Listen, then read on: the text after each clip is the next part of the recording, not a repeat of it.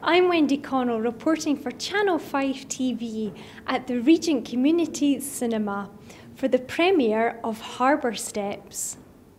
I thought the film was really, really fantastic. It was very powerful in the stories. I think anything that has people telling personal stories and talking about their personal experiences is always very powerful, inspiring, and also gives a real kind of depth of feeling about what they've experienced, the kind of experiences they've been through. But there's always that message of a certain amount of recovery, or how they manage their illness.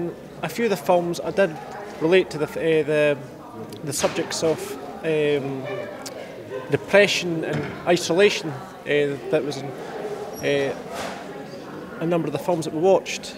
I mean, I've had my own experiences of being isolated and depressed.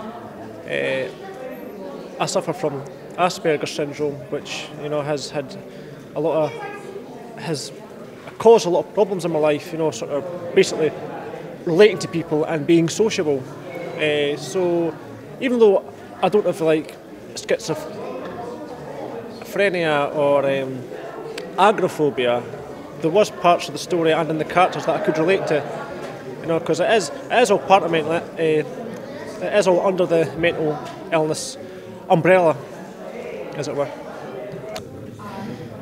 It was quite a responsibility actually. I was quite nervous about it to start with, but I felt honoured that I actually met Joan after the film was made, and I felt really honoured to be a part of it.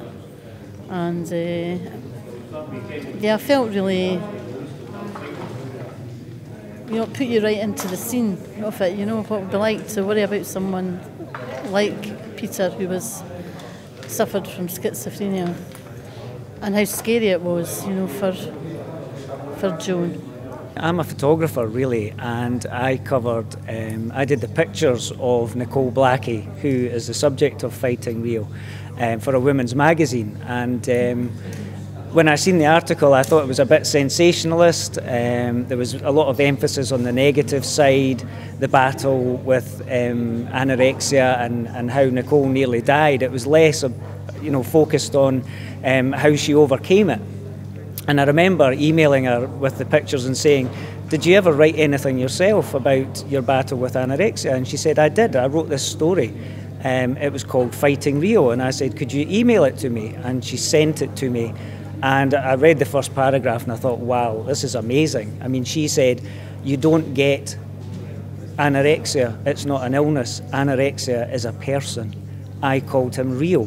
And that just got me thinking, this is a completely different side of someone battling mental health. It's actually telling you from the person's point of view rather than someone writing about someone else telling their story. So I was completely hooked once I'd read that, and I read the whole thing and I thought, it's fantastic. I'd love to film it.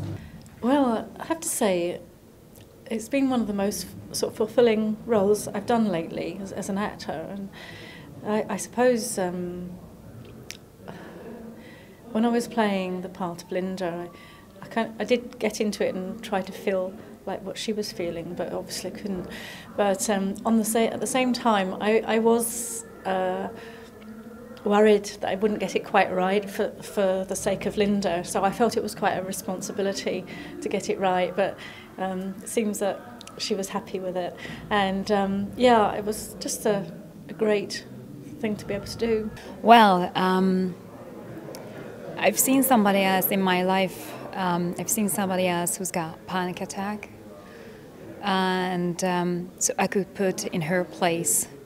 So I think I played well, and it was really interesting, the whole role. And at that scene, the makeup artist put a fake sweat on my face and everything. So it was really interesting. I really did enjoy that. They aged me with 40 years, So first of all, when I've seen myself on the screen, I was like, oh my God, it's not me. It's not me at all. But actually, I think the makeup artist done a really, really good job. I've got wrinkles and black shadows and everything. So yeah, it was great. How did it feel? Well, it was a different experience to my normal films, because I'm a writer-director, so I've produced a number of films that have come out of my head.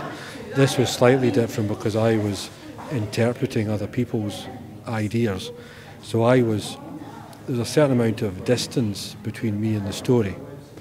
And you sometimes have to have that distance just to get something into production. But what I felt watching the films today, I think we captured some of the emotion.